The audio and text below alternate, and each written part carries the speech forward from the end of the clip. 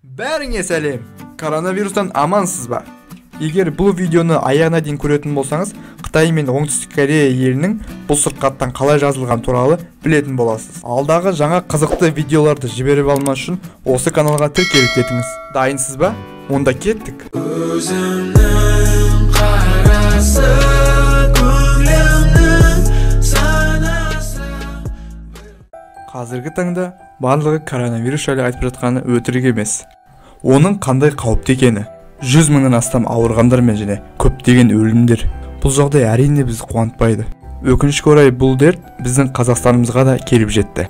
Бірақ бізде Қытай немесе Италия елдері сияқты ауырғандар саны көп емес. Ал шын мәнінде бұл біз ойлағандай қорқынышты ма? Мысалы, Қытайда 90% адам аурудан емделген. Ал Оңтүстік Корея болса, бұл ауру тарамай тұрып емдеп үлгерген. Мұндай аурудың емін таба алмай қиналып жатқан кезде, қалай олардың қолдарынан келді деген ой келеді. Ал сіз қалай ойлайсыз? Өз ойыңызды комментарийге жазып кетіңіз. Бұл сұрақтың жауабын бірге іздейік. Алдымен Қытай мемлекетіне өте жақын орналасқан дамыған медицинасы бар Оңтүстік Корея жайлы айтайық. Бұл елде күн сайын интернет желісінде жұқтырған адамдардың жүздеген фото-видеосы шығып жатты.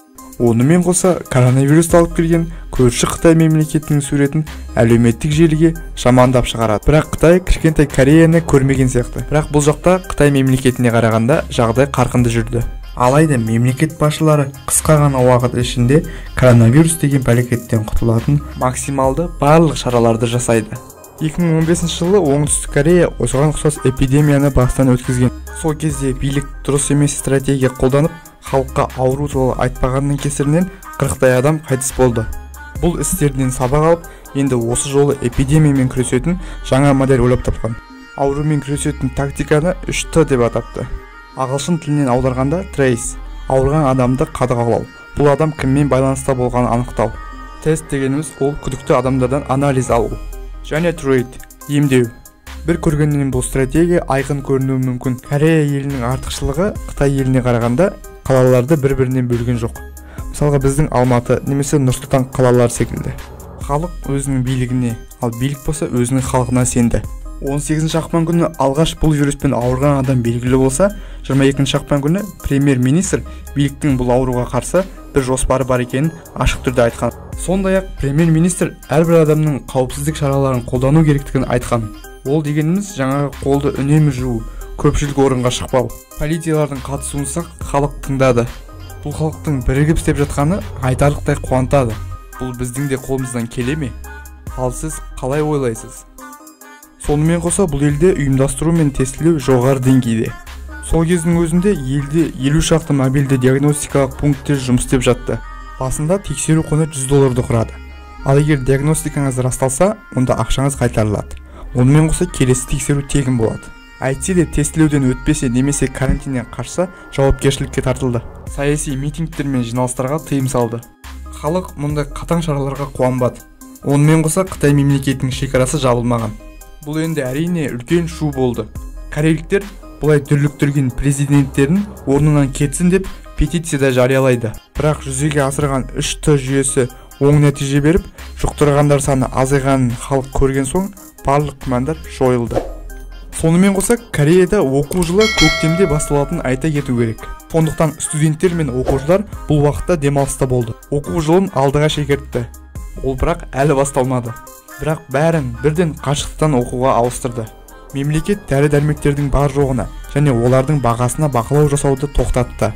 Егер сіз мемлекеттік сақтандыру жүйесіне тіркелген адам болсаңыз және сіздің ID картаңыз болса, онда дәріханаға аптасына бір рет келіп, кепілді түрде қолжетімді бағада бірнеше маска ала аласыз. Оңтүстік Кореяда тестілеу жүйесімен 4 алып компания жұмыс жасайды. Соның бірі Сиджин. 3 аптаның ішінде жасанды интеллекттердің көмегімен коронавирусқа экспресс-тест әзірледі. Билік бұл сынақ қолдануды 1 аптада мақұлдады. Бұрын бұған 1 жылда кететін еді. Бұл елдегі жағдайды шешуге мүмкіндік беретін тағы бір сәт, бұл үкімет барлық қолда бар ақпараттармен таныстырып, соны халыққа жеткізіп отыруында. Мысалға, интернет желісінде GPS арқылы COVID-19-бен ауыратын адамдардың қай жерде екенін көретін қосымша бар. Осының арқасында басқа адамдар осындай жерлерден аулақ болады. Керемет емес пе, біздің елге де осындай қосымша қойса болар еді. Ал сіз қалай қарайсыз? Өз ойыңызды жаза кетіңіз. Қазіргі күнде Оңтүстік Корея коронавирусқа 300 мыңнан астам тест жасапты. Бұл дегеніміз миллион адамға 5 мыңнан. Бұл бәлекеттен 9 мыңнан астам адам ауырып, 90 адамдай қайтыс болған екен. Қазақстанмен салыстырғанда бұл кәдімгідей үлкен көрінуі мүмкін. Алайда Корея Қытай мемлекетімен өте тар әрі шекарасы тым жақын орналасқанын ескеру керек. Қазіргі таңда оның шекарасында жүздеген диагностикалық лабораториялар жұмыс жасайды. Тестілеуді көліктен шықпай-ақ тексерілуге болады. Ол үшін тексерілетін орынға келесіз де, қызметкерлер өз жұмысын бітіргенше көліктен шықпай-ақ отыра бересіз. Бұл сіздің небәрі 10 минутыңызды алады. Ал нәтижесін келесі күні аласыз. Және мұндай тексерілу құны қанша деп ойлайсыз? Тексерілу әрбір адамға тегін. Ал енді сәл Қытай елі жайлы айтайық. Осы видеоны түсіру барысында бұл елде 90% адам емделген. Қазірдің өзінде оларға сыртқа шығуға болады. Тіпті 500-дей кинотеатр өз жұмысын бастап кеткен. Алайда эпидемия енді таралып жатқан кезде бұл елде 80 мыңнан астам адам жұқтырғаны белгілі болды. Оның 3 мыңы қайғылы аяқталды. Бұдан әрине коронавирусты жеңе алатынымызды көруге болады. Бірақ әрине ол үшін шын мәнінде барлық қолдан келген шараларды жасау керек. Бір қызығы, Қытай басшылары бұл дертті ұзақ уақыт бойы өз халқынан да жасырған екен. Бірақ коронавирус тым көп тарап, бұл ауру туралы ұзақ уақыт жасыра алмаған соң, бүкіл әлемге ешкім дайын болмаған қорқынышты жаңалық ашылады. Жақын күндері бұл дерттің беті қайтады деп ойлаймыз. Біз де сіздің аман-есен болғаныңызды қалаймыз. Сол үшін қауіпсіздік шараларын қолдануға кеңес береміз. Қолыңызды үнемі жуыңыз.